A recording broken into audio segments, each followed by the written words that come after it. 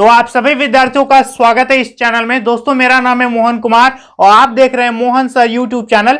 दोस्तों आज के इस वीडियो में मैं आप लोगों को पढ़ाऊंगा एचसीएफ और एलसीएम।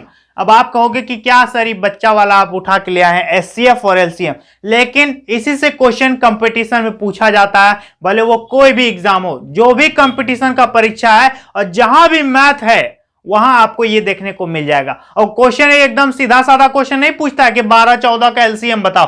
क्वेश्चन कैसा पूछता दिखाते हैं हम आप लोगों को। क्वेश्चन आपसे पूछ देता है कि 4/9, 3/12 और पूछ देगा कि 6/15, इसका एचसीएफ क्या होगा बताइए, या फिर कहेगा इसका एलसीएम क्या होगा। तो ये तो हो गया भिन्नों का एचसीएफ और भिन्नों का एलसीएम, ठीक है। यानी जो फ्रैक्शन वाला एचसीएफ और एलसीएम है वो तो हम आप लोगों को नेक्स्ट क्लास में बताएंगे। और क्वेश्चन किस तरह से पूछा जाता है, जैसे कि दे देगा कि वह छोटी से छोटी संख्या बताइए जो इसको तीनों को पूर्ण रूप से विभाजित करती हो, ठीक है। या फिर वह बड़ी से बड़ी संख्या बताइए जो इससे तीनों से पूर्ण रूप से विभाजित हो जाती हो, या फिर कुछ शेष बचता हो। तो इस तरह से क्वेश्चन एचसीएफ एलसीएम का पूछा जाता है। लेकिन उससे पहले आप लोगों को यह जानना होगा कि एलसीएम और एचसीएफ का कॉन्सेप्ट क्या है, एचसीएफ और एलसीएम का बेस क्या है, उसका आधार क्या है। बचपन में जो एलसीएम एचसीएफ निकाल देते थे 4, 5, 3 क्लास में, वैसे तो आप जानते ही हो, लेकिन एचसीएफ और एलसीएम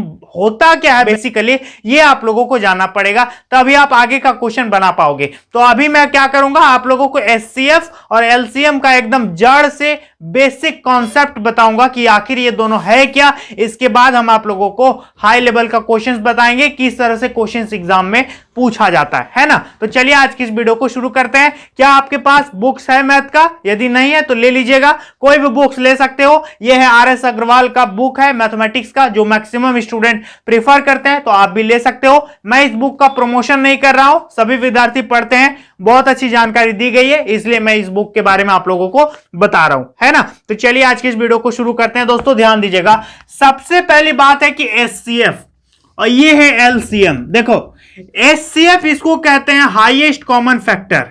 क्या हो गया? हाईएस्ट कॉमन, और ये होता है आपका फैक्टर, ठीक है। और एलसीएम जो होता है वो होता है लोवेस्ट कॉमन मल्टीपल। इसको क्या कहेंगे? Lowest common multiple. ओके, देखिए ये H का मतलब हो गया हाईएस्ट, यहां H फॉर हाईएस्ट हो गया और यहां L फॉर लोवेस्ट हो गया, ठीक है। और C दोनों में, C फॉर कॉमन मतलब उभयनिष्ठ, ठीक है। C आपका दोनों में है। तो अंतर यहां पर आ जाता है कि यहां आपका F है और यहां आपका M है ना।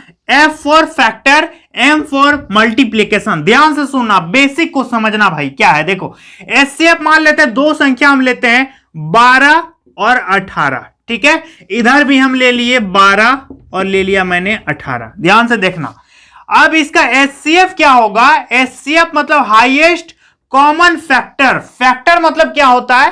फैक्टर मतलब गुणनखंड। जैसे कि 12 है तो 12 का फैक्टर क्या होगा? मतलब किससे किससे ये डिवाइड हो जाएगा, है ना। तो ये 1 से डिवाइड हो जाएगा तो 1 इसका फैक्टर हो गया, 2 से भी डिवाइड हो जाएगा, 3 से भी डिवाइड होगा, 5 इसका फैक्टर नहीं होगा क्योंकि 5 के पहाड़े में 12 नहीं आएगा, 4 इसका फैक्टर हो जाएगा, 6 इसका फैक्टर हो जाएगा, खुद 12 भी इसका फैक्टर हो जाएगा। तो इसको इस सबको कहते हैं फैक्टर, ठीक है। लेकिन मल्टीपल किसको कहते हैं भाई? मल्टीपल कहने का मतलब 12 का कितना होगा? 12 एक मल्टीपल है, 24 एक मल्टीपल है, 36 एक मल्टीपल है, 48 एक मल्टीपल है, 144 एक मल्टीपल है, 200 कितना कहेंगे? 240 एक मल्टीपल है। मतलब 12 के ये गुणज हैं, ठीक है। और ये 12 का गुणनखंड है, इसको फैक्टर कहते हैं और इसको मल्टीपल कहते हैं।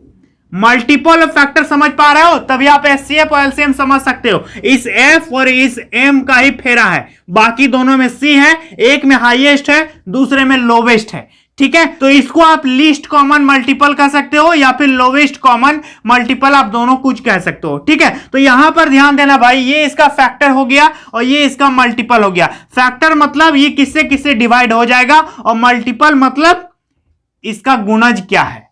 समझ पा रहे हो यहां पर? चलिए मैं आप लोगों को बता देता हूं यहां पर। तो यहां पर देखना कि 12 और 18 है, तो यहां फैक्टर एचसीएफ का मतलब क्या हुआ कि वैसा फैक्टर जो 12 को डिवाइड करेगा 18 को भी डिवाइड करेगा, ठीक है, तो 12 का फैक्टर क्या क्या होगा बताओ तो, ऐसे अब कैसे निकालते हो? 1 होगा, 2 होगा, 1 बारे 12, 2 छके 12, 3 चौके 12, 4 तिया 12, 6 दूना 12 और 12 एके 12 हुआ ना। तो यानी इसके अलावा 12 का कोई फैक्टर नहीं है। उसी तरह से 18 का क्या फैक्टर होगा भाई?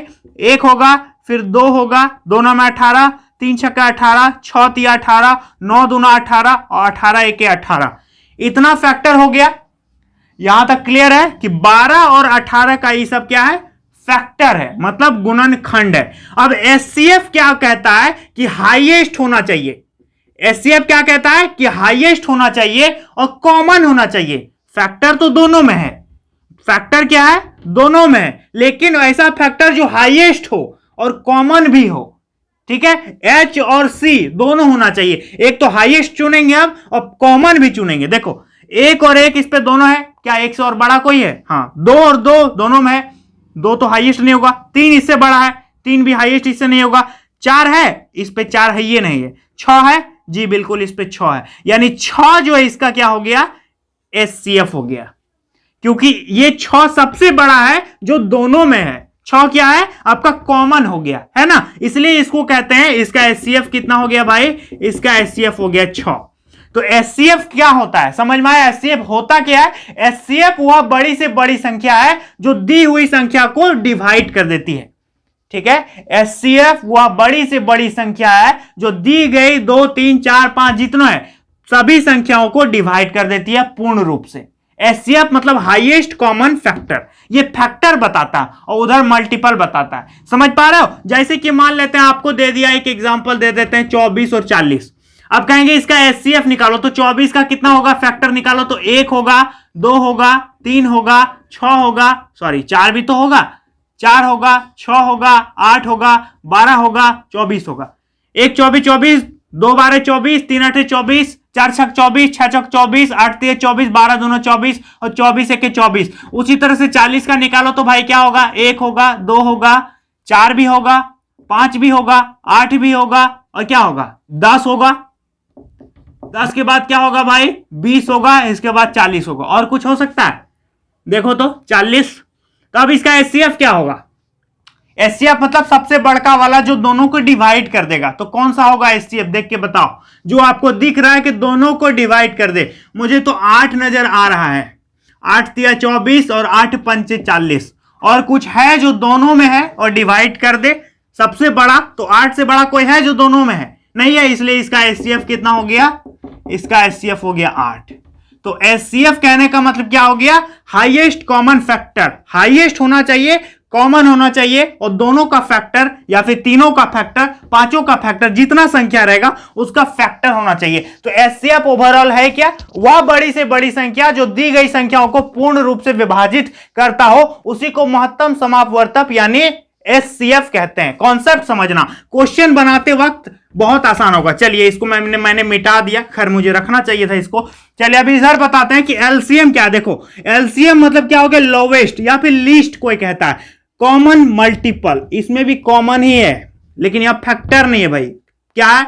मल्टीपल है। देखो तो मल्टीपल मतलब हम बताए गुणज होता है। तो 12 का गुणज क्या होगा? 12 होगा, 24 होगा, 36 होगा, 48 होगा, 60 होगा, इस तरह से चलता जाएगा, ये रुकेगा नहीं। लेकिन फैक्टर क्या होता है? रुक जाता है। फैक्टर लिमिटेड होता है, मल्टीपल अनलिमिटेड होता है। तो ये 12 का गुणज हो गया, 12 के 12, 12 दोनों 24, 12 3 36, 12 चौक 48, 12 पंचे 60, 12 छक 72, 12 सत्ते 84, ये पूरा आपका चलता जाएगा। ये अनलिमिटेड कितना जाएगा मुझे नहीं पता, आपको भी नहीं पता, अनलिमिटेड जितना करोगे उतना। उसी तरह से 18 क्या होगा भाई?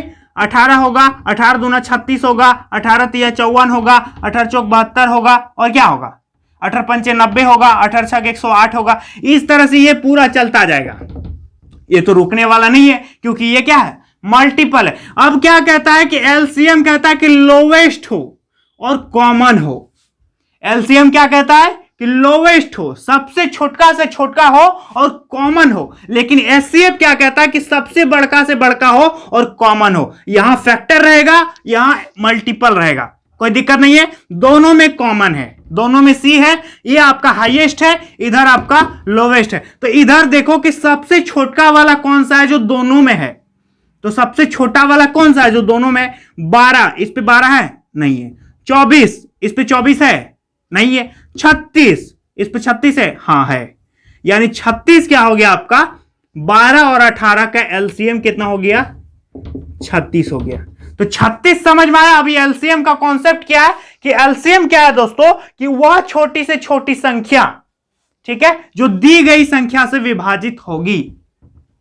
क्वेश्चन समझना एग्जाम में भाई, कि एग्जाम में क्वेश्चन वो लिखेगा कि वह छोटी से छोटी संख्या, कभी वह बड़ी से बड़ी संख्या, तो आपको यह समझना पड़ेगा कि इसको डिवाइड करने बोल रहा है कि खुद ये डिविजिबल होगा, इसको बता रहा है, यह चीज समझना पड़ेगा। तो एलसीएम क्या हो गया कि वह छोटी से छोटी संख्या जो दी गई संख्याओं से पूर्ण रूप से विभाजित होगी, ठीक है। यानी एलसीएम खुद विभाजित होगा, ये दोनों से विभाजित हो जाएगा। लेकिन एचसीएफ हम क्या निकाले थे, 12 और 18 का एचसीएफ कितना निकला था, कितना निकला था, 6 निकला था ना। तो 6 से ये दोनों डिवाइड हो जाएगा, ठीक है। लेकिन यहां एलसीएम खुद डिवाइड होगा ये दोनों से, समझ पा रहे हो।